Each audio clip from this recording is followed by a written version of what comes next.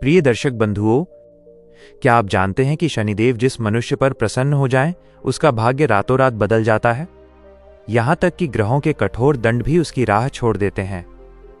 कहते हैं, जिस घर में प्रदोष की संध्या में शनि तत्व जागृत हो जाए, वहां न केवल कष्ट मिटते हैं, बल्कि संकट स्वयं रास्ता बदल लेते हैं। और आज की इस रहस्यमयी कथा में हम सुनने जा रहे हैं वही अद्भुत प्रसंग, वही दिव्य रहस्य, जिसने एक साधारण मनुष्य को मृतप्राय जीवन से उठाकर राजाओं से भी ऊंचा देवतुल्य सम्मान दिला दिया। इतना विलक्षण परिवर्तन कि स्वयं महादेव और शनिदेव भी उस क्षण पर मुस्कुरा उठे। शनि प्रदोष की वो पवित्र रात, जिसमें एक मनुष्य ने अपने कर्मों का बोझ, अपने पापों का अंधकार और अपने भाग्य की हर विफलता महादेव के चरणों में समर्पित कर दी और बदले में पाया एक नया जन्म, एक नया भाग्य, एक नया प्रकाश। पर प्रिय बंधुओं, आगे बढ़न है, इस कथा को अंत तक अवश्य सुने, क्योंकि शास्त्रों में कहा गया है, जो शनिदेव की कथा प्रदोष के समय सुनता है, उसके ऊपर से काल सर्प, पितृदोष और भाग्य दोष धीरे धीरे हटने लगते हैं। और यदि आपके मन में महादेव और शनिदेव के प्रति सच्चा विश्वास और भक्ति है, तो इस वीडियो को लाइक करें और हमारे चैनल शिव इनसाइट को सब्सक्राइब करें, क्योंकि जहां शिव शनि की संयुक्त कृपा होती है, वहां असंभव भी संभव बन जाता है। रोजगार के द्वार खुलते हैं, कर्ज मिटते हैं और मनुष्य के जीवन में शांति, ऊर्जा और सफलता सागर की तरह बहने लगती है। तो आइए प्रिय दर्शक बंधुओं, गहरी सांस लें, मन को शांत करें और सुनते हैं शनि प्रदोष की वो चमत्कारी कथा, जो केवल भाग्य ही नहीं, पूरे वंश की दिशा तक बदल देती है। न लोगों के घरों में खुशियां थीं, न व्यापार फला फूला था, न खेतों में हरियाली थी। हवा में एक अदृश्य सा बोझ होता था, जैसे किसी अनजानी विपत्ति की छाया पूरे नगर को ढक रही हो।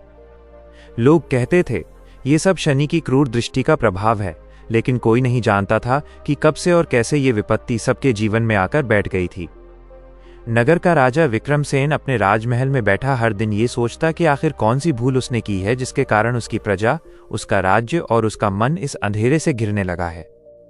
राजा बुद्धिमान था, परंतु कई महीनों से उसके निर्णय गलत पड़ने लगे थे।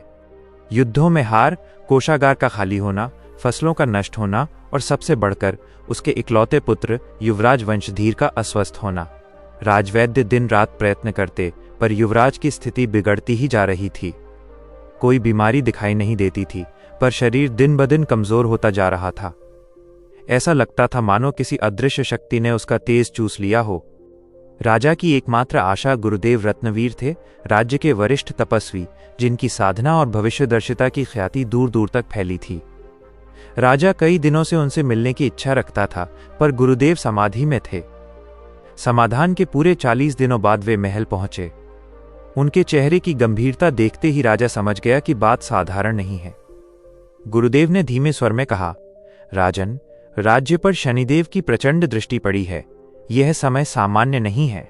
किसी ने कोई भूल की है, अज्ञानवश या अहंकारवश, पर उसकी व्यथा पूरे राज्य को झेलनी पड़ रही है। राजा चौंक गया। गुरुदेव, कौन सी भूल? किससे हुई? गुरुदेव ने आंखें मूंद लीं, कुछ क्षण मौन रहे और फिर बोले, राजन, ये भूल तुम्हारे वंश में ही कहीं हुई है, पर इसका समाधान भी तुम्हारे ही हाथों में है। तुम्हें तुरंत प्रदोष काल में भगवान भोलेनाथ की उपासना करनी होगी, विशेषकर शनि प्रदोष का व्रत। यही वह उपाय है जिससे ये अंधकार हट सकता है।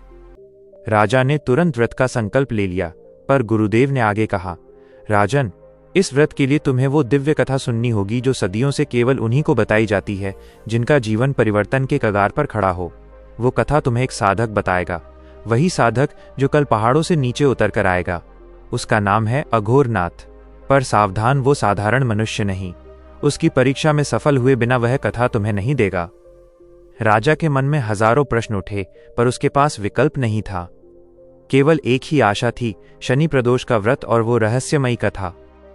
अगले दिन पूरा राज्य उस अजहर साधक के आगमन की प्रतीक्षा करने लगा। पहाड़ों से हवा में एक अजीब सी गंध आने लगी, धीमी, मिट्टी और धूप की सुगंध, लेकिन उसमें एक रहस्य भी था जिसे शब्दों में नहीं बांधा जा सकता। सुबह होते होते महल के द्वार पर सैनिकों ने एक विचित्र दर्शनीय पुरुष को आते देखा। काले वस्त्र में लिपटा, गले में रुद्राक्ष की अनेक मालाएं, आंखों में गहरा शांत तेज और हाथ में एक डमरू। चलते समय उसके पैरों के पास कुत्ते और पक्षी अजीब तरह से शांत हो जाते, जैसे वे उसे पहचानते हों। वो था अघोरनाथ। राजा ने उसे आदरपूर्वक महल में बुलाया। अघोरनाथ ने राजा को देखा, फिर युवराज को, और फिर कुछ समय तक मौन रहा। अचानक बोला, राजन, तुम्हारी भूल तुम्हारे अपने ही व्रत में हुई है, पर समाधान तुम्हारे योग से ही होगा। मैं तुम्हें शनि प्रदोष व्रत की कथा दूंगा, पर यह कथा सुने बिना नहीं जीकर सीखनी होगी। राजा अवाक था। क्या मतलब है आपका?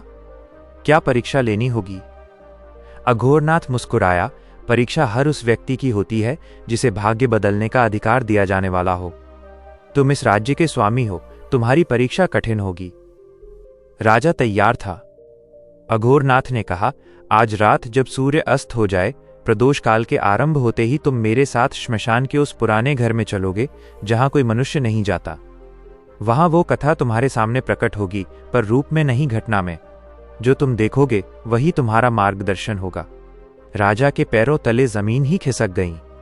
श्मशान, अंधेरा, घटना, कथा प्रकट होगी, पर वो समझ चुका था यह साधक साधारण नहीं है। उसने अपने मन को स्थिर किया। सूर्य अस्त हुआ। संध्या की लाली जैसे रक्त रंजित दृश्य बनाकर विलीन होने लगी। महल में दीप जलाए गए, पर राजा के भीतर अजीब सा कंपन था। अघोरनाथ ने संकेत किया और दोनों महल से बाहर निकले। उनके पीछे केवल एक सैनिक जा सकता था, लेकिन अघोरनाथ ने मना कर दिया। कहा, यह मार्ग अकेले का है। श्मशान पहुंचते पहुंचते रात गहरा चुकी थी। हवा में सन्नाटा था, बस कहीं दूर कोई उल्लू की आवाज और चिता की बुझती राख से आती धुएं की हल्की सुगंध। चांद बादलों में छिपता और निकलता, और उसके साथ सब कुछ क्षण क्षण में बदल जाता, कभी उजाला, कभी गहरा अंधकार। श्मशान के बीचों बीच एक पुराना टूटा हुआ घर था।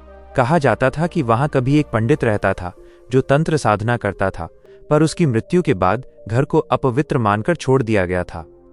कई लोग कहते थे वहां रात में अजीब आवाजें आती हैं, पर कोई साहस नहीं जुटा पाया वहां जाने का। अघोरनाथ सीधा उसी घर की ओर बढ़ा।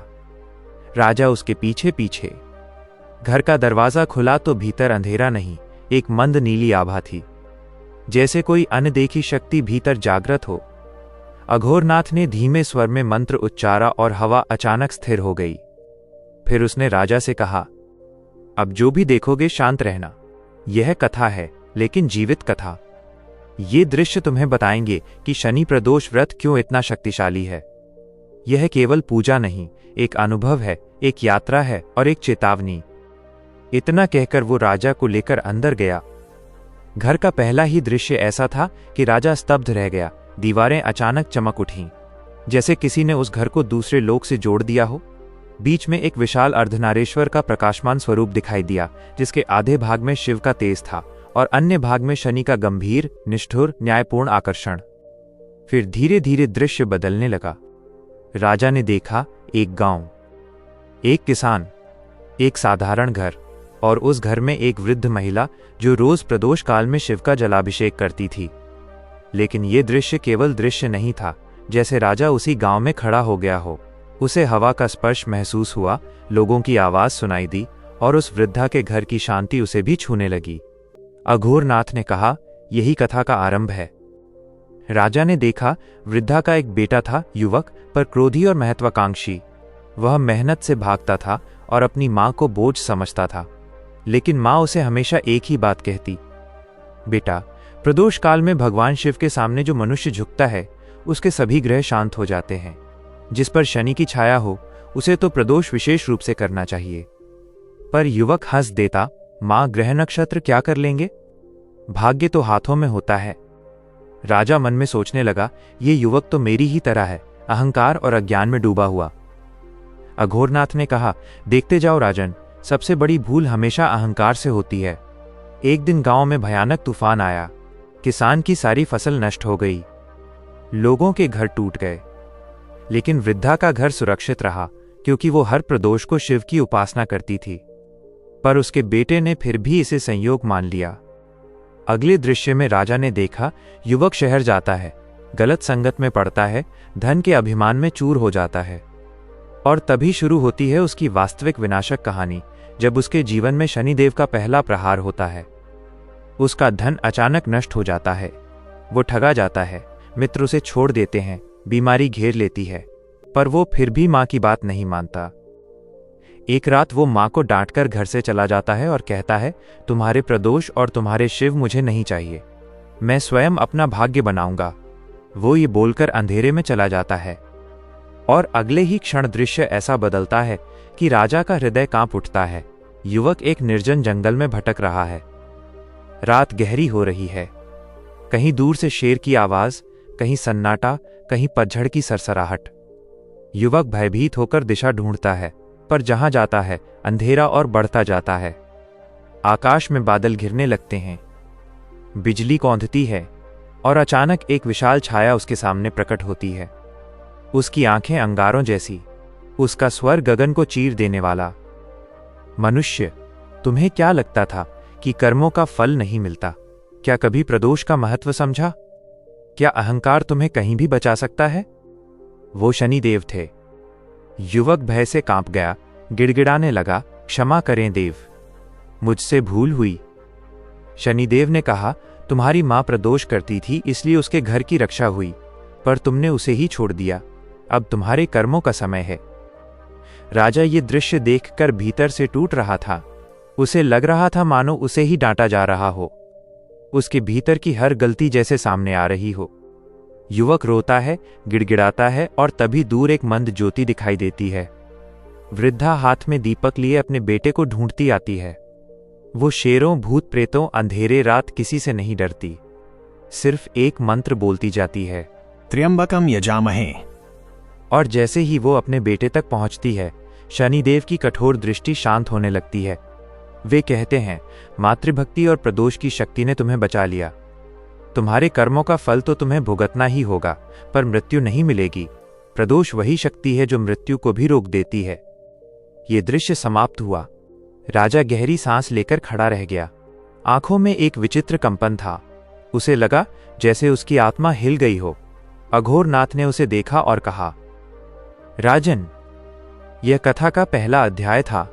अब समझ आए क्यों तुम्हारे राज्य में विपत्ति आई। कहीं किसी ने अहंकार में प्रदोष की शक्ति को अनदेखा किया है और वही संकट बनकर पूरे राज्य को निगल रहा है। राजा ने धीरे से पूछा, गुरुदेव, क्या ये भूल मेरे पुत्र से हुई है या मुझसे? राजा का प्रश्न हवा में तैरता रहा, भारी, डरा देने वाला और भीतर तक चीर देने वाला। कमरे की नीली आभा और भी गहरी हो गई। ऐसा लगा मानो दीवारें भी इस प्रश्न का उत्तर जानने को प्रतीक्षारत हों। अघोरनाथ ने अपना सिर झुकाया, जैसे वो कुछ सुन रहा हो, कोई आवाज, कोई संकेत, या शायद किसी अदृश्य लोक का आदेश। कुछ पल बाद उसने आंखें खोलीं। उसकी आंखों में वही गहन अघोर शांति थी, लेकिन अब उसमें कठोरता भी झलक रही थी। राजन, उसने कहा, कथा अभी समाप्त नहीं हुई। उत्तर भी अभी नहीं मिलेगा। जो कथा तुम्हें दिखाई जाएगी वो केवल किसी एक व्यक्ति की भूल नहीं दर्शाती। वो मानव के अहंकार, उसके कर्म, उसकी अवहेलना और उसके मोक्ष पथ की पूरी यात्रा है। अभी तुमने केवल पहला अध्याय देखा है, जहां मनुष्य अपनी ही अज्ञानता से अपना जीवन नष्ट कर लेता है। उसने हाथ उठाया और नीली आभा में एक नया दृश्य उभरने लगा। इस बार दृश्य किसी गांव का नहीं था, किसी राजमहल का भी नहीं। ये किसी विशाल पर्वत की चोटी लगती थी। चारों ओर बर्फ, हवा की कान चीर देने वाली आवाज और मध्य में एक तपस्वी, जिसके शरीर पर केवल वस्त्र का एक टुकड़ा, परंतु उसकी देह तेज से दमक रही थी। उसके सामने अग्नि प्रज्वलित थी। वो मंत्रोच्चार कर रहा था, गंभीर, ऊंचे, धीमे स्वर में। अघोरनाथ ने धीमे से कहा, देखो, ये देवर्षि अंगिरा हैं। ये वो घड़ी है जब संसार में पहली बार शनि प्रदोष व्रत की महिमा उजागर हुई। ये कथा हजारों वर्ष पुरानी है, जब देवताओं और असुरों के बीच भयंकर युद्ध चल रहा था। राजा का मन चिन्हित हुआ, तो क्या ये केवल साधारण कथा नहीं बल्कि देवताओं की कथा है? अघोरनाथ ने उत्तर में केवल मुस्कुरा दिया और दृश्य और स्पष्ट होने लगा। ऊपर आकाश में बादल गरज रहे थे, बिजली चमक रही थी। पर्वतों पर देवताओं और असुरों का युद्ध दिखाई दे रहा था। असुर अत्यंत शक्तिशाली हो चुके थे, मानो उनकी शक्ति बढ़ाने वाला कोई गुप्त वरदान हो। देवता थक रहे थे, पर उनकी आशा खत्म हो रही थी। इसी समय महादेव कैलाश में समाधि में थे, दुनिया की किसी विपत्ति से पूर्णतः अनभिज्ञ। देवर्षि अंगिरा ने अग्नि में तिल डालते हुए कहा, देवताओं की रक्षा केवल एक ही समय में हो सकती है, प्रदोष काल में। क्योंकि उसी समय शिव और शनि दोनों की ऊर्जा एकत्रित होती है। अगर शनि प्रसन्न हो जाएं तो असुरों की शक्ति अपने आप क्षीण होने लगेगी। इसी समय आकाश में एक प्रचंड स्वर गूंजा। रक्तलिप्त तलवार हाथ में लिए एक असुर राजा दिखाई दिया। उसका आकार पर्वत जितना विशाल, उसकी आंखें अग्नि जैसी और उसके पीछे असुरों की विशाल सेना। उसके आगमन से ही धरती कांपने लगी। राजा ने भय के मारे अपने कपड़े कसकर पकड़ लिए। उसे लग रहा था मानो वो युद्ध के बीच खड़ा है। हवा का झोंका, तलवारों का टकराना, अग्नि की गर्मी सब वास्तविक लग रहा था। अघोरनाथ ने कहा, यही वो असुर है, भयासुर। इसे वरदान था कि प्रदोष काल में शिव की उपासना करने वाला इसका कोई भी शत्रु इसे परास्त नहीं कर सकता। देवता इस रहस्य को नहीं जानते थे और इस कारण लगातार पराजित हो रहे थे। राजा की आंखें फैल गईं तो देवताओं की जीत प्रदोष से हुई। अघोरनाथ ने सिर हिलाया, देखते जाओ। दृश्य बदला। अंगिरा ऋषि प्रदोष काल में शिव की आराधना कर रहे थे। उनका स्वर विराट था। मंत्रों की तरंगे आकाश को चीर रही थीं। उनकी साधना के कारण वातावरण में कंपन होने लगा और अचानक सामने एक विशाल ज्योति प्रकट हुई। इसमें न शिव पूर्ण रूप से थे और न शनि, पर दोनों की ऊर्जा संयुक्त रूप में लहर रही थी, गंभीर, शक्तिशाली, भय और करुणा दोनों से भरी। ज्योति ने कहा, अंगिरा, शनि की दृष्टि अब असुरों पर पड़ेगी। जो प्रदोष काल में हमारी संयुक्त साधना करेगा वो अजेय हो जाएगा। इतना कहते ही दृश्य बदला।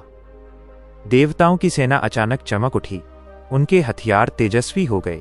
असुरों की शक्ति कम होने लगी। भयासुर एक विशाल गर्जना करते हुए पीछे हटने लगा। नहीं, यह प्रदोष काल का प्रभाव है। मुझे ये शक्ति नहीं चाहिए थी, लेकिन अब देर हो चुकी थी। देवताओं ने असुरों पर आक्रमण किया और उन्हें परास्त कर दिया। भयासुर गिर पड़ा, उसकी शक्ति समाप्त हो चुकी थी। आकाश में देवताओं की जयघोष गूंजने लगी। अंगिरा ऋषि ने सिर झुकाया और कहा, हे शिव, हे शनि, आज से ये व्रत संसार में सबसे शक्तिशाली होगा। जो भी मनुष्य प्रदोष काल में समर्पित होकर उपासना करेगा, उसके जीवन से संकट के बादल स्वतः हट जाएंगे, चाहे वो संकट युद्ध का हो, कर्मों का हो या भाग्य का। दृश्य धीरे धीरे समाप्त हुआ। राजा गहरी सांस लेकर स्थिर खड़ा रहा। उसके मन में जैसे हजारों विचार एक साथ घूमने लगे। उसके राज्य पर संकट, उसके पुत्र की बीमारी, उसके निर्णयों का गलत पड़ना, जैसे यह सब किसी अदृश्य कर्म दोष का परिणाम हो। पर अघोरनाथ अभी समाप्त नहीं हुआ था। उसने हाथ उठाया और दृश्य फिर बदल गया। इस बार दृश्य शांत था। कोई युद्ध नहीं, कोई तूफान नहीं, केवल एक नदी नीले जल की घने जंगलों के बीच बहती हुई। किनारे पर एक योगी तपस्या कर रहा था, परंतु उसके आसपास विचित्र छायाएं घूम रही थीं। ये छायाएं मनुष्य नहीं थीं। वे पाप, भय, मोह और पिछले जन्मों के कर्मों के रूप में थीं। अघोरनाथ ने कहा, यह है ऋषि क्षेमनंद। यह वो साधक है जिसने सबसे पहले कहा, भाग्य बदल सकता है यदि मनुष्य प्रदोष काल को समझ जाए। राजा ध्यान से देखने लगा। ऋषि क्षेमनंद त्राटक कर रहे थे। उनका मन स्थिर था, पर अचानक उनकी आंखें खुलीं। उनके सामने एक मनुष्य भिक्षुक जैसा खड़ा था। उसके शरीर पर कोई वस्त्र ठीक नहीं था, आंखों में पीड़ा, पैर घायल। वो ऋषि के सामने गिर पड़ा। गुरुदेव, मुझे बचा लीजिए। मेरा सब कुछ नष्ट हो गया है। मेरे बच्चे भूखे हैं। मेरे खेत सूख गए। मेरी पत्नी मृत्युशैया पर है। मैंने सब कुछ किया, पूजा की, यज्ञ किए, फिर भी भाग्य मेरा गला घोंट रहा है। ऋषि क्षेमनंद ने उसे शांत होकर देखा और कहा, क्या तुमने कभी प्रदोष का पालन किया? भिक्षुक ने सिर हिलाया, नहीं गुरुदेव, मुझे लगता था ये केवल बड़े लोग करते हैं। मेरा जीवन इतना कठिन था कि मैं इस व्रत का समय ही कहाँ निकाल पाता। ऋषि ने अपनी आंखें बंद कीं। कुछ क्षणों बाद उन्होंने कहा, मनुष्य, संसार में कोई भी शक्ति प्रदोष के समान नहीं। यह वो घड़ी है जब शिव की तीसरी आंख संसार पर नहीं, मनुष्य के कर्मों पर पड़ती है।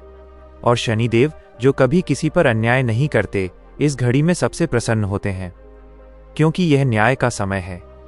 जो अपने जीवन में कर्मों का संतुलन बिगाड़ चुके हों, उनके लिए यही वो क्षण है जब उनका भाग्य फिर से लिखा जा सकता है। दृश्य में भिक्षुक रोने लगा, गुरुदेव, यदि मैं यह व्रत करूं तो क्या मेरा जीवन सुधर जाएगा? ऋषि बोले, तुम्हारा जीवन नहीं, तुम्हारे 7 जन्मों तक का मार्ग सुधर जाएगा। यह सुनकर राजा के शरीर में जैसे बिजली दौड़ गई। 7 जन्म, क्या इतना प्रभावशाली है ये व्रत? अघोरनाथ ने उसकी ओर देखा। राजन, अब भी लगता है कि तुम्हारे राज्य पर जो संकट आया है वो संयोग है? राजा ने सिर झुका लिया, पर कथा अभी भी अधूरी थी। अघोरनाथ ने हाथ उठाया और एक अंतिम दृश्य प्रकट हुआ। एक दास राजमहल का सेवक रात को चुपके से महल से भागता हुआ। उसके हाथ में रत्न, सोने के सिक्के और महल के गुप्त कक्ष से चुराई गई कीमती मुहर। वह जंगल की ओर भाग रहा था। उसके मन में भय था, पर लालच उससे भी बड़ा था। अचानक उसके सामने एक वृद्ध साधु प्रकट हुआ, हाथ में कमंडल, आंखों में करुणा और कठोरता दोनों का भाव। साधु धीरे से बोला, चोरी से कभी सुख नहीं मिलता मेरे बच्चे, तुम इस मार्ग पर क्यों आए? दास क्रोधित होकर बोला, क्योंकि मेरे जीवन में केवल दुख है। भाग्य मेरा दुश्मन है, मैं अब भाग्य को कुचलने निकला हूं। साधु ने दुख से सिर हिलाया। भाग्य को कोई कुचल नहीं सकता। भाग्य केवल प्रदोष काल में बदला जा सकता है, वो भी शिव की इच्छा से। लेकिन तुमने उससे पहले गलत मार्ग चुन लिया। और अचानक वही साधु रूपांतरित हो गया। आकाश में काला प्रकाश फैल गया। एक प्रचंड स्वर गूंजा, मनुष्य, चोरी, अन्याय और पाप, इन सब के फल को बदलने का केवल एक उपाय है, प्रदोष व्रत। लेकिन तुमने वो मार्ग चुना ही नहीं। दास कांपते हुए गिर पड़ा, देव, यदि मैं प्रदोष करूं तो क्या मुझे क्षमा मिलेगी? उत्तर मिला, कर्मों की क्षमा प्रदोष देता है, पर कर्मों के परिणाम से बचना केवल सत्य और भक्ति से संभव है। तुम्हें दंड तो मिलेगा, पर जीवन समाप्त नहीं होगा। दृश्य समाप्त हो गया। राजा की रूह कांप उठी।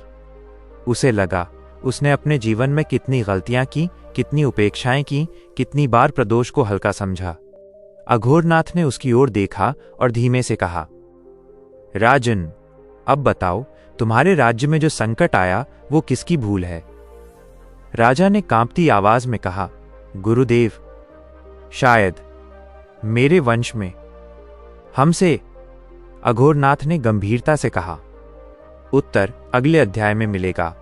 वो अध्याय सबसे भयानक है।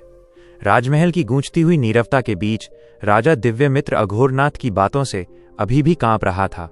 उसके हृदय में भय, आश्चर्य और अपराध बोध ऐसे उमड़ रहे थे जैसे किसी प्रचंड तूफान ने भीतर की सारी स्थिरता को चूर चूर कर दिया हो। नीली आभा अब और भी व्यापक हो चुकी थी, मानो पूरा कक्ष किसी अदृश्य लोक से जुड़ गया हो, और हर दीवार पर, हर पत्थर पर, हर दीपक की लौ पर उस अगली कथा का साया फैल चुका था जिसे अघोरनाथ अभी उजागर करने वाले थे। राजा की सांसें तेज हो चुकी थीं, उसका मन कांप रहा था, पर भीतर कहीं एक अदम्य जिज्ञासा भी उसे मजबूर कर रही थी कि वह इस रहस्यमय यात्रा के अगले द्वार को अवश्य देखे, क्योंकि अब वो जान चुका था कि यह केवल एक व्रत की महिमा नहीं, बल्कि उसके वंश के विनाश और उद्धार की असली चाबी है। अघोरनाथ ने अपनी काली नीली माला को स्पर्श किया। उनकी आंखें क्षणभर बंद हुईं और फिर हवा में एक लंबी गहरी कंपन उठी। ये कंपन धीरे धीरे दृश्य में बदल गई। राजा ने घबराकर अपनी मुट्ठियां भींच लीं। यह नया दृश्य किसी साधारण कथा का अंश नहीं था। यह एक ऐसे शाप की शुरुआत थी जिसने न केवल एक मनुष्य बल्कि पूरे एक वंश के भाग्य को पतन की ओर धकेल दिया था, और जिसे केवल और केवल शनि प्रदोष व्रत ही काट सकता था। दृश्य में एक विशाल नगर प्रकट हुआ। उच्च दुर्ग, नदियों की घाटियां, बाजारों में चहल पहल और राजमहल की ऊंची मीनारें। ये नगर था अवंतिकापुर। इस नगर का राजा था वीरसेन। वीरसेन अपनी बुद्धि, न्याय और पराक्रम के लिए प्रसिद्ध था, पर उसके भीतर छिपी एक कमजोरी उसे धीरे धीरे पतन की ओर ले जा रही थी, उसका गहन अहंकार। राजा वीरसेन को विश्वास था कि उसके कर्म, उसकी शक्ति और उसकी बुद्धि संसार में सब पर भारी है, इसलिए वो किसी भी व्रत, नियम या देव आराधना को महत्व नहीं देता था, खासकर प्रदोष, जिसे वो भयभीत लोगों का व्रत कहकर हंस दिया करता था। वीरसेन का पुत्र राजकुमार अर्जक एक सीधा, शांत और धर्मप्रिय युवक था। वो प्रदोष के महत्व को जानता था और गुप्त रूप से हर शनिवार प्रदोष का पालन भी करता था, परंतु पिता के अहंकार के आगे वह कुछ नहीं बोल पाता। दृश्य आगे बढ़ा। एक दिन राजमहल में भारी उत्सव था। अचानक महल की शाही सीढ़ियों के सामने एक वृद्ध अंधा ब्राह्मण आया। उसके शरीर पर धूल जमी थी, कपड़े फटे थे, पर उसके मुख पर शांति और तेज दोनों थे। उसने राजा से कहा, राजन, आपके पूर्वजों के कर्मों में एक महान दोष है जिसे केवल प्रदोष व्रत ही दूर कर सकता है। यदि आपने इसे न माना तो आपका वंश भारी विपत्ति में पड़ जाएगा। वीरसेन ने तेज ठहाका लगाया, एक अंधा भिखारी मुझे डराएगा? मेरे राज्य को कुछ नहीं हो सकता। और उसने ब्राह्मण को दंडित करने का आदेश दे दिया, पर आदेश पूरा होने से पहले ही ब्राह्मण का स्वर बदल गया। वो स्वर मनुष्य का नहीं था, बल्कि किसी अदृश्य लोक का गर्जन था। हे राजा, तुमने प्रदोष का अपमान किया है। तुम्हारे वंश पर शनि का प्रचंड दंड गिरेगा। तुम्हारा पुत्र संकटों में घिर जाएगा। तुम्हारा राज्य क्षीण हो जाएगा और तुम्हारा नाम इतिहास में पापियों में गिना जाएगा। ये कहकर ब्राह्मण अदृश्य हो गया। पूरा महल हिल गया, पर वीरसेन के भीतर का अहंकार और अधिक उभर आया। उसने इसे एक छल, भ्रम और तांत्रिक चमत्कार कहकर नजरअंदाज कर दिया। लेकिन उसी रात राजकुमार अर्जक के जीवन में वो शुरू हुआ जिसकी चेतावनी उस ब्राह्मण ने दी थी। आकाश में अचानक भारी गर्जना हुई, चंद्रमा की आभा काली हो गई, हवाएं तेज चीखने लगीं और राजकुमार के कक्ष में एक काली छाया प्रवेश कर गई। अर्जक के शरीर में कंपकंपी दौड़ने लगी। वो छाया उसके चारों ओर घूमी और एक विकराल स्वर में बोली, तुम्हारे पिता का अहंकार शनि के प्रकोप को बुला चुका है। अब तुम्हें वो भोगना पड़ेगा जो तुम्हारे भाग्य में नहीं था, पर तुम्हारे पिता के अपराधों में लिखा गया है। अचानक राजकुमार के पैरों में असह्य पीड़ा होने लगी। वो गिर पड़ा। उसकी आंखें लाल हो गईं। उसके शरीर से रक्त बहने लगा। घंटों बाद जब महल के लोग उसे देखने आए तो उसकी स्थिति भयावह थी। उसका आधा शरीर सुन्न पड़ चुका था। उसकी नाड़ी मंद थी। राजवैद्य ने देखकर कहा, यह कोई साधारण रोग नहीं, यह कर्म दोष है जिसका उपचार केवल एक ही है। और वह खुद कांपते हुए बोला, शनिवार का प्रदोष व्रत। यह सुनकर राजा का अहंकार भड़क उठा।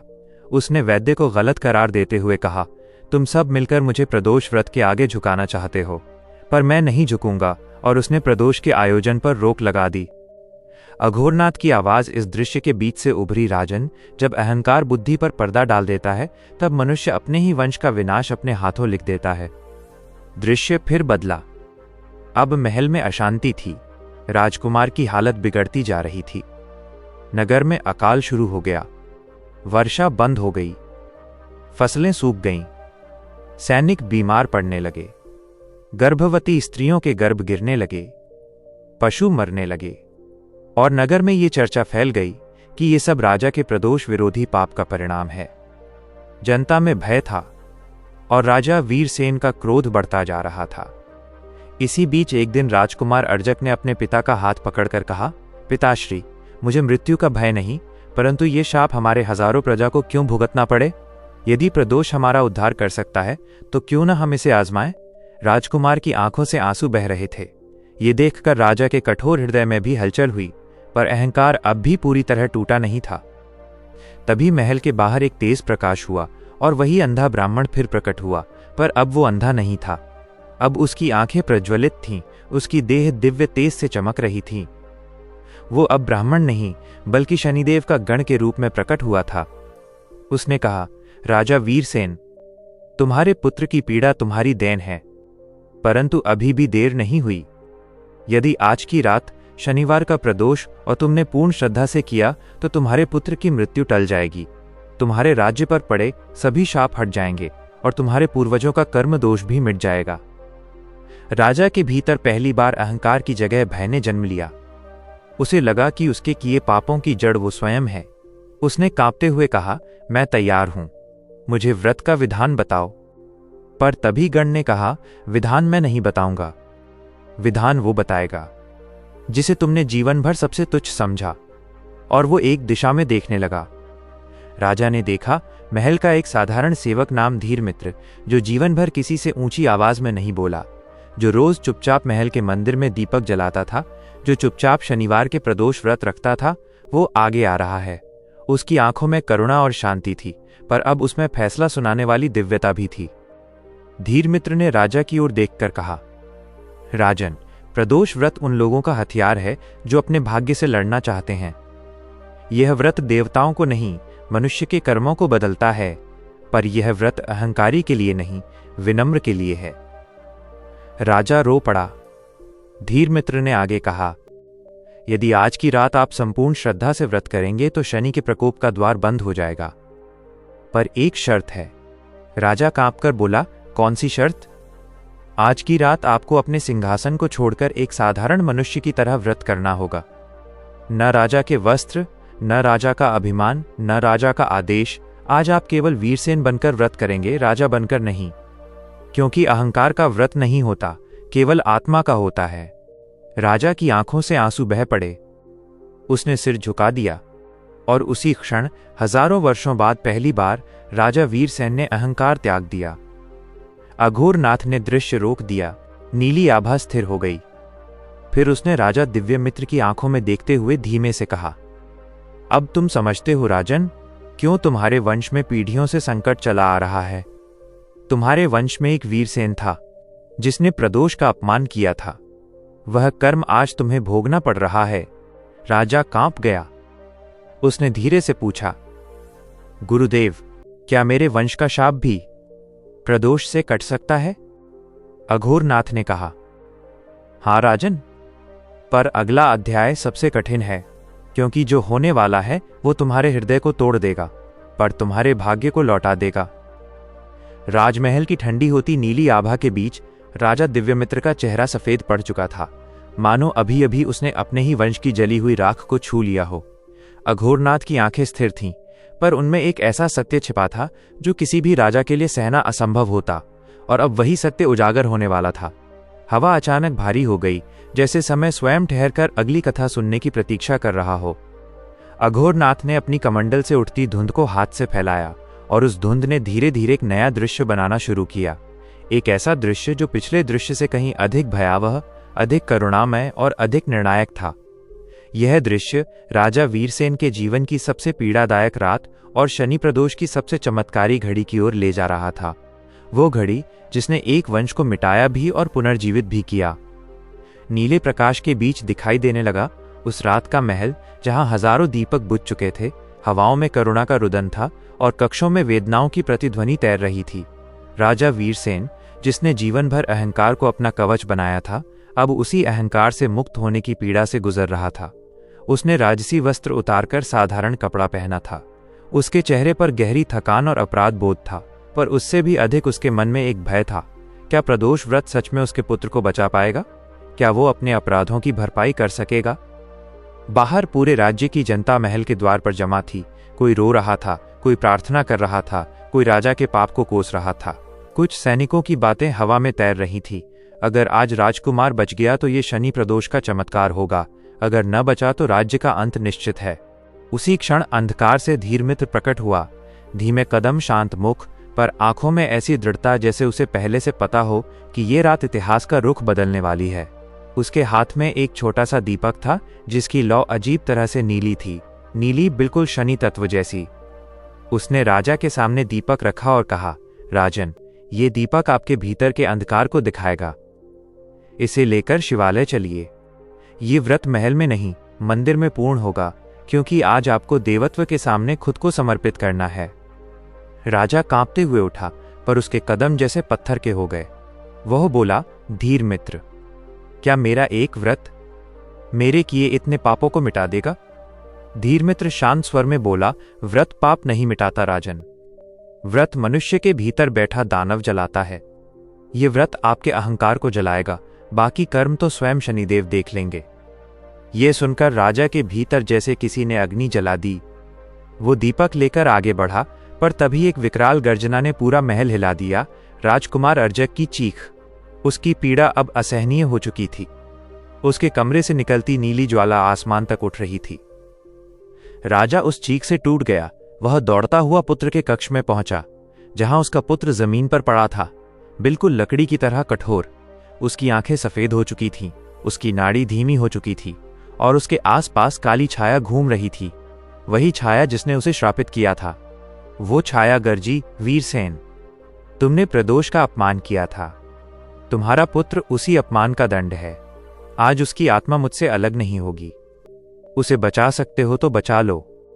राजा ने छाया की ओर हाथ बढ़ाया और रोते हुए बोला, नहीं, मेरे पुत्र को मत ले जाओ। मैं व्रत करूंगा। मैं अपने अपराध स्वीकार करता हूं। मुझे दंड दो, मेरे पुत्र को नहीं। पर छाया हंस पड़ी, ऐसी हंसी जिसमें हजारों शाप छिपे थे। प्रदोष का व्रत कर्मों को बदलता है वीरसेन, पर समय को नहीं। यदि सूर्य की अंतिम किरण से पहले तुम व्रत पूर्ण न कर सके तो तुम्हारा पुत्र मुझे मिल जाएगा और तुम्हारा वंश समाप्त हो जाएगा। ये कहते ही छाया कमरे से आसमान की ओर उठ गई, जैसे किसी अधूरे दुष्ट कार्य का संतोष उसे खींच रहा हो। अब राजा को समय से दौड़ना था। धीरमित्र बोला, राजन, अगर आपने आज के प्रदोष को चूका तो आपका पुत्र कभी नहीं लौटेगा। राजा ने दृढ़ता से दीपक उठाया और शिवालय की ओर दौड़ा। बाहर हजारों लोग उसके पीछे चल पड़े। आज पहली बार जनता ने अपने राजा को बिना सिंहासन, बिना रथ, बिना सैनिकों के देखा। एक साधारण मनुष्य की तरह, अपराधी मनुष्य की तरह, अपने ही भाग्य से लड़ते मनुष्य की तरह। शिवालय पहुंचते ही धीरमित्र ने राजा से कहा, अब आप किसी राजा की तरह नहीं, एक साधारण भक्त की तरह व्रत करेंगे। अपनी वाणी, मन और कर्म को शुद्ध करिए। राजा घुटनों के बल शिवलिंग के सामने बैठ गया और रोते हुए बोला, महादेव, मैंने जीवन भर आपसे कुछ नहीं मांगा, क्योंकि मैंने विश्वास किया कि मुझे किसी देवता की आवश्यकता नहीं। पर आज मेरा अहंकार टूट चुका है। आज मैं आपसे अपने लिए कुछ नहीं, अपने पुत्र के लिए जीवन मांग रहा हूं, उसके लिए दया मांग रहा हूं। अचानक शिवलिंग से प्रकाश प्रकट हुआ। पूरा मंदिर कांपने लगा। बाहर की हवाएं थम गईं, जैसे सब कुछ उस क्षण की प्रतीक्षा में खड़ा हो गया हो। धीरमित्र ने राजा को प्रदोष व्रत का विशेष मंत्र बताया, एक ऐसा मंत्र जो केवल संकटग्रस्त वंशों के उद्धार के लिए बोला जाता था। राजा कांपते हुए मंत्र बोलने लगा। हर मंत्र के साथ उसका शरीर हल्का होता जा रहा था। हर मंत्र के साथ उसका अपराध बोध पिघलता जा रहा था और हर मंत्र के साथ मंदिर की नीली आभा तेज होती जा रही थी। अचानक आकाश में एक गर्जना हुई और वही अंधा ब्राह्मण गण प्रकट हुआ। उसने कहा, वीरसेन, आज तुमने अपने भीतर का सबसे बड़ा दानव अहंकार मार दिया है, इसलिए तुम व्रत के अधिकारी हो। परंतु तुम्हें एक अंतिम परीक्षा से गुजरना होगा। तुम्हारे वंश पर केवल तुम्हारा पाप नहीं, तुम्हारे पूर्वजों के कर्मों का भार भी है। तुम्हें दो विकल्प दिए जाते हैं। पहला, तुम अपने पुत्र का जीवन बचा सकते हो, पर तुम स्वयं तुरंत मृत्यु को प्राप्त हो जाओगे। दूसरा, तुम जीवित रह सकते हो, पर तुम्हारा पुत्र मर जाएगा और वंश समाप्त हो जाएगा। सन्नाटा छा गया। पूरा मंदिर जम गया। राजा की सांस रुक गई। जनता रो पड़ी। धीरमित्र की आंखें भी नम हो गईं। पर राजा वीरसेन ने बिना एक क्षण सोचे कहा, मेरा जीवन व्यर्थ है, मेरे पापों से भरा, लेकिन मेरा पुत्र निष्पाप है। यदि मेरी मृत्यु से मेरा पुत्र जीवित रह सकता है तो मुझे अभी मृत्यु दे दो। गण मुस्कुराया, ऐसी मुस्कान जैसी केवल देवता देते हैं जब मनुष्य सही निर्णय लेता है। उसके हाथ उठे और नीली ज्वाला राजा के शरीर को घेरने लगी। राजा ने अंतिम बार शिवलिंग की ओर देखा और कहा, महादेव, उसे आशीर्वाद देना। अगली ही क्षण राजा का शरीर नीली राख बन गया। उसी क्षण दूर महल में राजकुमार अर्जक की आंखें खुल गईं। उसकी नाड़ी लौटी, उसकी पीड़ा समाप्त हो गई। उसकी आत्मा को घेरे काला पिंजरा टूट गया। उसने पहली सांस ली और पहली सांस में पितृ ऋण के प्रचंड भार को महसूस किया। मंदिर में जब धीरमित्र ने यह समाचार सुनाया तो पूरा अवंतिकापुर रो पड़ा, एक साथ एक स्वर में दर्द और मुक्ति दोनों के आंसू। अघोरनाथ ने अपनी कहानी रोक दी। नीली आभा बुझ गई। फिर उसने राजा दिव्यमित्र की आंखों में सीधा देखकर कहा, राजन, वीरसेन ने अपने पुत्र को अपना जीवन देकर बचाया था, पर तुम्हारे वंश का शाप वहीं समाप्त नहीं हुआ, क्योंकि अर्जक ने वो व्रत आगे नहीं बढ़ाया और उसके फलस्वरूप वही दोष पीढ़ियों से चलता हुआ आज तुम्हारे जीवन में खड़ा है। राजा दिव्यमित्र का शरीर पसीने से भीग गया। उसकी आंखें सुर्ख हो गईं। उसके होंठ कांपते हुए पूछ उठे, गुरुदेव, क्या मैं इस शाप को पूरा समाप्त कर सकता हूं? अघोरनाथ ने कहा, हां राजन, पर इसके लिए तुम्हें वो करना होगा जो वीरसेन ने नहीं किया था। तुम्हें प्रदोष व्रत केवल एक बार नहीं, 12 प्रदोष लगातार करने होंगे और हर प्रदोष तुम्हें अपने किसी एक पुराने पाप से सामना कराएगा। यदि तुम टूटे नहीं तो तुम्हारा वंश शाप मुक्त हो जाएगा। और फिर अघोरनाथ ने धीरे से कहा, पर राजन, पहली परीक्षा अभी शुरू होने वाली है। यह कथा का समापन है राजन। अब आपके पास वो ज्ञान है जो आपके वंश के उद्धार का मार्ग प्रशस्त करेगा। क्या आप अब अपनी पहली परीक्षा के लिए तैयार हैं? राजमहल की निस्तब्धता अचानक इतने प्रचंड तनाव से भर गई कि मानो स्वयं समय ने अपनी गति रोक दी हो। अघोरनाथ का अंतिम वाक्य, पहली परीक्षा अभी शुरू होने वाली है। राजा दिव्यमित्र के मन में ऐसी गूंज छोड़ गया जो किसी युद्ध भूमि की गर्जना से भी अधिक भयावह थी। नीली आभा की लपटें पुनः फैलने लगीं, इस बार पहले से कहीं अधिक तेज, कहीं अधिक गहन, और उनमें एक विचित्र सी दहकन थी, जैसे वे आग नहीं बल्कि किसी अदृश्य सत्य की चेतना हो। राजा का हृदय धड़क रहा था, नसें तन चुकी थीं और उसका मन भय, अपराध बोध और अनिश्चितता की खाई में डूबने लगा था। वो समझ चुका था कि अब आगे जो होने वाला है वो केवल कथा का अगला भाग नहीं, उसके अपने जीवन का निर्णायक मोड़ है। अचानक पूरे कक्ष का तापमान गिरने लगा। दिए की लौ नीली पड़ गई, हवा भारी होकर दबाव बनाने लगी और अगले ही क्षण अघोरनाथ ने अपनी कमंडल को हवा में उठाया। कमंडल की सतह पर लहरें उठीं, पर वे सामान्य जल लहरें नहीं थीं। उनमें स्मृतियां बह रही थीं, प्राचीन रहस्य, अधूरे कर्म और वे पाप जिनकी छाया पीढ़ियों तक भटकती रहती है। कमंडल से निकली धुंध ने राजा दिव्यमित्र को घेरना शुरू किया और इस बार दृश्य किसी कथा की प्रतीक्षा किए बिना अचानक प्रकट हो गया। मानो वो दृश्य कहीं बाहर नहीं, राजा के भीतर ही छिपा था और अब पहली परीक्षा उसे सामने लाकर खड़ा कर रही थी।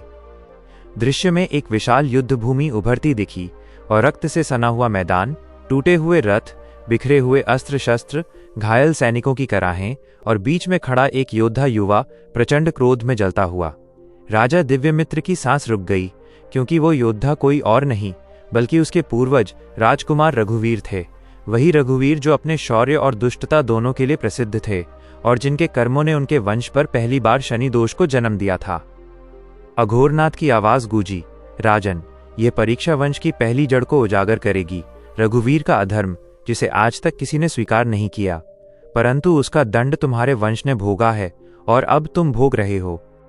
राजा की आंखों के सामने युद्ध भूमि में रघुवीर के कदम आगे बढ़े। उनके सामने एक घायल शत्रु राजा पड़ा था, जिसने लड़ाई छोड़ दी थी। तलवार भी गिर चुकी थी, परंतु रघुवीर के भीतर का अंधकार अजेय था। घायल राजा कांपते हुए बोला, मुझे मत मारो, युद्ध समाप्त हो चुका है, मैं पराजित हूं। लेकिन रघुवीर की आंखों में अहंकार और शक्ति का नशा भरा था। उसने कहा, शत्रु का अंत ही युद्ध का अंत होता है, और उसने अपने खड्ग को उठाया। अगले ही क्षण घायल राजा का सिर धड़ से अलग हो गया। युद्ध भूमि की आत्माएं चीख उठीं, हवा तक कांप गई। देवताओं की दिशा में एक विचित्र कंपन उठा और उसी क्षण आकाश में एक छाया उत्पन्न हुई, वही छाया जो दिव्यमित्र के वंश पर पीढ़ियों से मंडराती रही थी। छाया ने गर्जन किया, रघुवीर, तुमने शरणागत की हत्या की है। यह पाप वंश के रक्त में प्रवाहित होगा। इस दोष से मुक्ति केवल प्रदोष व्रत से मिलेगी, अन्य किसी उपाय से नहीं। दृश्य धुंधला हुआ और क्षणभर में गायब हो गया। पर राजा दिव्यमित्र के हृदय पर जो भार पड़ा वो पहले से कहीं अधिक भारी था। उसका शरीर कांप रहा था। वो अपनी छाती को पकड़कर घुटनों पर बैठ गया। वो फुसफुसाते हुए बोला, क्या ये पहला पाप था जिसने मेरे वंश को बांध दिया? क्या मैं रघुवीर के इस अधर्म का वारिस हूं? अघोरनाथ ने कठोर स्वर में कहा, हाँ राजन, और तुम्हारी पहली परीक्षा इस पाप का सामना करना अब शुरू होती है, क्योंकि वंश का पाप वंशज के जीवन में प्रकट होता है। अचानक दृश्य बदल गया और राजा दिव्यमित्र ने खुद को अपने ही अतीत में खड़ा पाया। वो कद में छोटा, वस्त्र बदल चुके, बिल्कुल उसी उम्र का था जब उसने जीवन की सबसे बड़ी गलती की थी, एक गलती जिसे वो आज तक किसी को बता नहीं पाया था। वो चीख उठना चाहता था, पर दृश्य उसे खींच ले गया। एक पुरानी गलियारा, एक घायल सैनिक और दिव्यमित्र, जो तब राजकुमार था, उसकी ओर बढ़ता हुआ। घायल सैनिक ने उससे विनती की, राजकुमार, मेरी पत्नी और पुत्र को बचा लीजिए, वे जंगल की ओर भागे हैं, शत्रु उन्हें मार देगा।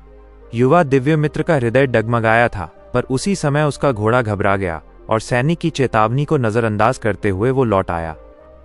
वो सैनिक बाद में मारा गया, उसकी पत्नी और पुत्र भी मारे गए, और दिव्यमित्र ने उस दिन से ये पाप कभी किसी को नहीं बताया।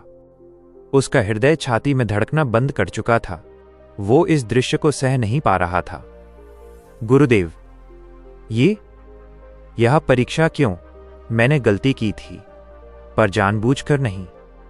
अघोरनाथ की आंखें चमकी, राजन, यही समय है सत्य स्वीकार करने का। जो पाप स्वीकार नहीं किया जाता वो वंश का दंड बन जाता है। तुम्हें पहली परीक्षा में अपने उस अधूरे कर्म को पूरा करना होगा। कैसे? दिव्यमित्र ने कांपते हुए पूछा। अघोरनाथ बोला, उस सैनिक के वंशज आज भी तुम्हारे राज्य में हैं। वे गरीबी, दुख और भय में जी रहे हैं। तुम्हें प्रदोष के पहले उस वंश का उद्धार करना होगा। यदि तुमने यह कर्म नहीं किया तो पहली परीक्षा में ही असफल हो जाओगे। दिव्य मित्र के होश उड़ गए। वो बोला, लेकिन गुरुदेव, मैं उन्हें कैसे पहचानूंगा, कैसे ढूंढूंगा? हवा अचानक भारी हो गई। नीली आभा फिर चमकी और धुंध से एक चेहरा उभरा, एक युवा किसान का चेहरा, दुखी, परिश्रमी और भीतर से टूटा हुआ। अघोरनाथ ने कहा, ये उसी सैनिक का अंतिम वंशज है, आदित्य। तुम्हें आज रात उससे मिलना होगा, उसके दुख का अंत करना होगा, उसकी वंश रेखा को पुनर्जीवित करना होगा, तभी तुम्हारी पहली परीक्षा पूर्ण होगी। दिव्य मित्र के हृदय में भय के साथ एक अजीब हलचल उठी, जैसे नियति उसे खींच रही हो। गुरुदेव, अगर मैं ये न कर सका, अघोरनाथ का चेहरा गंभीर हो गया, तो न तुम्हारा वंश बचेगा, न तुम्हारा भाग्य, और जो पाप वीरसेन और रघुवीर के समय से चला आ रहा है, वो आज रात तुम्हारे जीवन का अंत कर देगा। यह सुनकर राजा के पैरों तले जमीन खिसक गई। वो तेजी से उठा, कक्ष से बाहर भागा। उसके मन में भय, पश्चाताप और दृढ़ निश्चय एक साथ उमड़ पड़े थे। जैसे ही वो महल के बाहर पहुंचा, एक प्रचंड आंधी चलने लगी। आकाश में काले बादल छा गए, हवा में नीली चमक उठी। यह संकेत था कि पहली परीक्षा शुरू हो चुकी है। दिव्यमित्र घोड़े पर सवार हुआ और अघोरनाथ के बताए गए दिशा की ओर निकल पड़ा, घने अंधकार में भागते हुए समय के साथ, अपने वंश की नियति को बदलने के संकल्प के साथ। रास्ते में जंगल की शाखाएं उसे घायल कर रही थीं, हवा उसके चेहरे को चीर रही थी, पर उसका मन केवल एक ही लक्ष्य में डूबा था, आदित्य को ढूंढना। वो कई घंटे जंगलों, मैदानों और गांवों के बीच भटकता रहा। उसकी आंखों में थकान नहीं, केवल भय और आशा का संगम था। रात के अंतिम पहर में एक छोटी सी कुटिया की धुंधली रोशनी दिखी, जैसे किसी छुपे हुए सत्य ने दरवाजा खोल दिया हो। दिव्य मित्र उतरा। कुटिया के भीतर आदित्य बैठा था, बिल्कुल उसी चेहरे के साथ जिसे दिव्य मित्र ने दृश्य में देखा था, पर उसकी आंखों में वो दर्द था जिसे कोई सामान्य मनुष्य सह नहीं सकता। जैसे ही दिव्य मित्र अंदर गया, आदित्य चौंक कर उठ खड़ा हुआ। राजा, आप यहां इस रात? दिव्य मित्र का गला सूख गया। उसे लगा जैसे उसकी आत्मा किसी नुकीली तलवार पर रखी हो। आदित्य, मैं तुम्हारे सामने पापी हूं, तुम्हारे पूर्वज की मृत्यु, तुम्हारे परिवार का विनाश मेरे कारण हुआ। आदित्य स्तब्ध रह गया, उसकी आंखों में आंसू भर आए। राजा ने आगे कहा, आज मैं तुम्हारे वंश का ऋण चुकाने आया हूं, तुम्हारे जीवन को बदलने, तुम्हारे अधिकार वापस देने। दिव्य मित्र घुटनों के बल बैठ गया। आदित्य ने यह देखकर उसे रोकर उठाया, राजन, पाप तो मेरे पूर्वजों का भाग्य था, उनका समय दुष्ट था, आप क्यों दब रहे हैं? दिव्य मित्र बोला, क्योंकि अगर आज मैं ये पाप स्वीकार न करूं तो मेरा वंश हमेशा के लिए नष्ट हो जाएगा। आदित्य, मुझे तुम्हारी क्षमा चाहिए। अचानक कुटिया में हवा थम गई, समय रुक गया और एक दिव्य स्वर गूंजा, राजन, तुमने पहली परीक्षा पूरी कर ली है। वही अंधा ब्राह्मण गण प्रकट हुआ, इस बार पहले से अधिक तेजस्वी। तुमने स्वीकार किया, तुमने प्रायश्चित किया और तुमने वंशज का उद्धार किया। पहली परीक्षा पूर्ण हुई, पर दूसरी परीक्षा उससे भी भयानक होगी। दिव्य मित्र ने कांपकर पूछा, गुरुदेव, दूसरी परीक्षा कब? गण ने नीली आंखों से उसे देखते हुए कहा, अभी। कुटिया की दीवारें हिलने लगीं, बाहर तूफान प्रचंड हो गया और हवा में एक काली छाया रिसने लगी। वही छाया जो रघुवीर के अपराधों से जन्मी थी, वही छाया जिसने राजकुमार अर्जक को श्राप दिया था, और वही छाया जो दिव्य मित्र के वंश को समाप्त करने आई थी। छाया गर्जी, पहला पाप स्वीकार कर लिया, पर अब देखते हैं तुम दूसरा कितना सह पाते हो। दिव्य मित्र डर गया, पर जमीन पर खड़ा रहा। यह उसके लिए नहीं, उसके वंश के लिए लड़ाई थी। और इसी क्षण दूसरी परीक्षा शुरू हो गई। यह कथा का वो मोड़ है जहां राजा दिव्यमित्र के उद्धार की यात्रा शुरू होती है। दिव्यमित्र और सहस्त्रवीर दोनों पिता पुत्र उस सत्य के सामने खड़े थे जिसने उन्हें भीतर तक तोड़ दिया था, वंश के अहंकार और पापों का भयावह सत्य। महल की नीली आभा अब भी स्थिर थी, पर उसमें एक गहरा प्रतीक्षारत सन्नाटा था। अघोरनाथ और गण के तेजस्वी चेहरे पर गंभीरता थी, क्योंकि वे जानते थे कि अब तक जो भी हुआ वो केवल भूमिका थी। वंश का असली शत्रु अब तक छिपा हुआ था। गण ने उस शांत लेकिन शक्तिशाली स्वर में कहा, राजन, तुमने पहली परीक्षा में अपने निजी अकर्मण्यता का पाप स्वीकार किया और दूसरी परीक्षा में पुत्र के हृदय को भ्रम से बचाया। तुमने प्रायश्चित का मार्ग चुना है, लेकिन वंश का शाप केवल व्यक्तिगत पापों से नहीं बना होता। वह उन शत्रुओं को भी जन्म देता है जो वर्षों से अवसर की प्रतीक्षा में थे। महल की दीवारें कांप उठीं। हवा में एक अजीब सी गर्मी और कुटिलता भर गई। अघोरनाथ ने गंभीर होकर कहा, अब देखो दिव्य मित्र, तुम्हारे वंश का वो शत्रु जो कई पीढ़ियों से इस अवसर की प्रतीक्षा कर रहा था, यह तीसरी परीक्षा सामने के शत्रु से सामना करने की है। अचानक महल का मुख्य द्वार एक जोरदार आवाज के साथ टूट गया। अंदर एक सेना दाखिल हुई। वे सैनिक नहीं थे, वे लुटेरे थे, डाकू थे, और उनके आगे खड़ा था एक विशालकाय व्यक्ति जिसकी आंखें लाल थीं, माथे पर काली पट्टी बंधी थी और जिसके हाथ में खून से सनी तलवार थी। उसका नाम था विकराला। विकराला वो डाकू सरदार था जिसे राजा वीरसेन ने एक बार अपमानित करके छोड़ दिया था और जिसने प्रतिज्ञा ली थी कि वो अवंतिकापुर के वंश को मिटा देगा। गण ने चीख कर कहा, ये वही अहंकार दोष है राजन। वीरसेन ने जिसे साधारण अपराधी समझकर छोड़ दिया था, उसने बदला लेने के लिए खुद को वंश के शाप का अंग बना लिया। अब ये शनि के दंड का बाह्य रूप है। विकराला ने जोरदार ठहाका लगाया, वंश के पापी राजा, मैं विकराला, आज तुम्हारे वंश का अंतिम प्रदोष होगा। तुम सबने सोचा कि तुम्हारे पापों से केवल तुम पीड़ित होगे? नहीं, तुम्हारे पूर्वजों की मूर्खता और अहंकार ने मेरा जीवन नष्ट किया। आज मैं तुम्हें तुम्हारी ही राजधानी में राख बना दूंगा। महल के भीतर तलवारें टकराने लगीं। विकराला के डाकू क्रूरता से सैनिकों पर टूट पड़े। दिव्य मित्र ने तुरंत अपनी तलवार उठाई। सहस्त्रवीर भी अपने पिता के साथ खड़ा हो गया। अघोरनाथ ने बीच में आकर कहा, रुको राजन, यह युद्ध सामान्य नहीं, ये तुम्हारी तीसरी परीक्षा है। तुम्हें विकराला से लड़ना है, पर उसे मारना नहीं। दिव्य मित्र चौंक गया, क्या मतलब गुरुदेव? वो मेरे राज्य को नष्ट कर देगा। गण ने समझाया, वो तब तक नहीं मरेगा जब तक तुम्हारे वंश का पाप जिंदा है। उसे मारने से और अधिक पाप उत्पन्न होगा। तुम्हें उसे प्रदोष की शक्ति से शांत करना होगा। तुम्हें उसे ये विश्वास दिलाना होगा कि तुमने अपने पूर्वजों के दोषों का प्रायश्चित किया है। विकराला दहाड़ता हुआ दिव्य मित्र की ओर बढ़ा। उसकी तलवार में आग थी।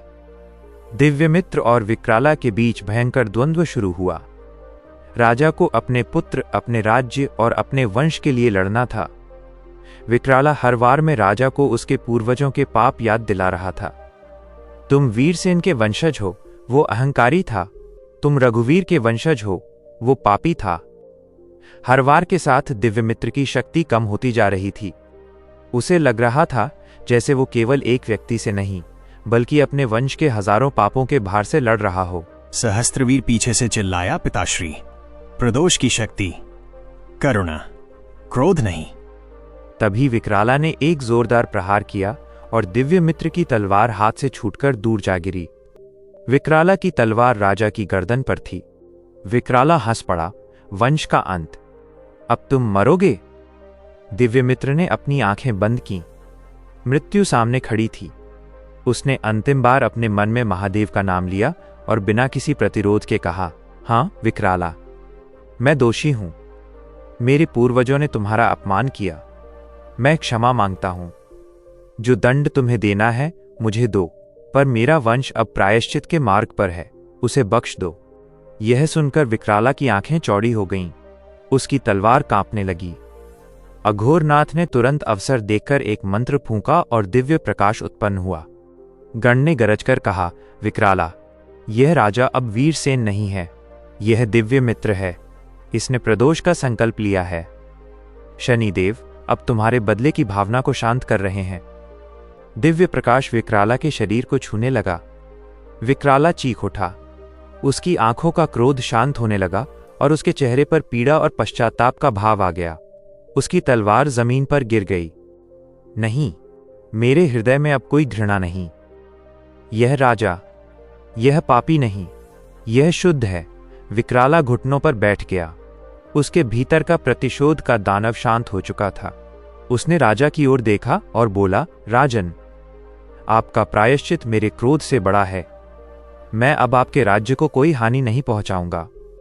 अघोरनाथ ने मुस्कुराते हुए कहा, तीसरी परीक्षा पूर्ण हुई। तुमने अपने वंश के पाप से जन्मे शत्रु को युद्ध से नहीं, क्षमा और समर्पण से शांत किया। यह है प्रदोष की असली शक्ति। पूरे महल में शांति छा गई। विकराला ने अपने डाकुओं से कहा कि वे हथियार डाल दें। गण ने दिव्य मित्र को उठाया और कहा, राजन, तुमने 3 महापापों को हराया, अस्वीकार, अहंकार और प्रतिशोध। अब तुम्हें केवल एक काम करना है, 12 शनि प्रदोष व्रत पूरे करना। तुमने पहली परीक्षा उत्तीर्ण की। अब हर प्रदोष तुम्हारे वंश को शुद्ध करेगा। महल के भीतर युवराज वंशधीर, जो आरंभ में अस्वस्थ था, अचानक उठ खड़ा हुआ। उसकी आंखें चमक रही थीं, उसका शरीर स्वस्थ हो चुका था, वंश का शाप टूट चुका था। अघोरनाथ और गण ने उसी क्षण राजा और राजकुमार को आशीर्वाद दिया और नीली आभा में विलीन हो गए। राजा दिव्यमित्र ने अगले वर्ष तक हर शनिवार को पूर्ण श्रद्धा और समर्पण से शनि प्रदोष व्रत किए। उसके राज्य में खुशहाली लौटी, उसका पुत्र स्वस्थ हुआ और अवंतिकापुर फिर से शांति और समृद्धि का केंद्र बन गया।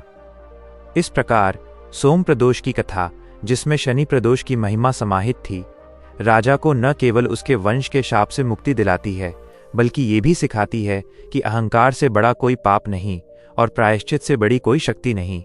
तो प्रिय दर्शक बंधुओं, आपने सुनी ये दिव्य, अद्भुत और चमत्कारी शनि प्रदोष कथा, जिसमें हमने जाना कि एक क्षण की श्रद्धा, एक प्रदोष की भक्ति और एक सच्चे प्रायश्चित की भावना किस तरह मनुष्य के जीवन को अंधकार से उठाकर प्रकाश के शिखर तक पहुंचा सकती है। हमने जाना कि शनि प्रदोष केवल एक व्रत नहीं, बल्कि आत्मा का शुद्धिकरण है। यह वह पवित्र समय है जब मनुष्य अपने नकारात्मक कर्मों से मुक्त होकर नई दिशा, नई ऊर्जा और नया भाग्य प्राप्त कर सकता है। हे भक्तजनों, जो व्यक्ति प्रदोष की संध्या में सत्य, भक्ति और धैर्य का पालन करता है, शनिदेव स्वयं उसके जीवन से बाधाएं हटाकर सुख, समृद्धि और उन्नति का मार्ग खोल देते हैं। इसलिए आप सभी से विनम्र निवेदन है, अपने जीवन में कम से कम एक बार शनि प्रदोष व्रत अवश्य करें और उस पवित्र क्षण में महादेव और शनिदेव दोनों का ध्यान करें। आप देखेंगे भाग्य की बंद गठानें भी धीरे धीरे खुलने लगेंगी। यदि ये पवित्र कथा आपको पसंद आई हो तो इसे लाइक करें, अपने परिवार और मित्रों के साथ शेयर करें, ताकि हर कोई इस दिव्य ज्ञान का लाभ ले सके। और हाँ, यदि आप भी चाहते हैं कि आपके जीवन में शनिदेव और भोलेनाथ की कृपा सदैव बनी रहे, तो हमारे चैनल शिव इनसाइट को सब्सक्राइब करना न भूलें, क्योंकि जहां शिव शनि की संयुक्त कृपा होती है, वहां कष्ट टूटते हैं, राहें खुलती हैं और जीवन में अकल्पनीय उन्नति आती है। जय शनिदेव, जय महादेव।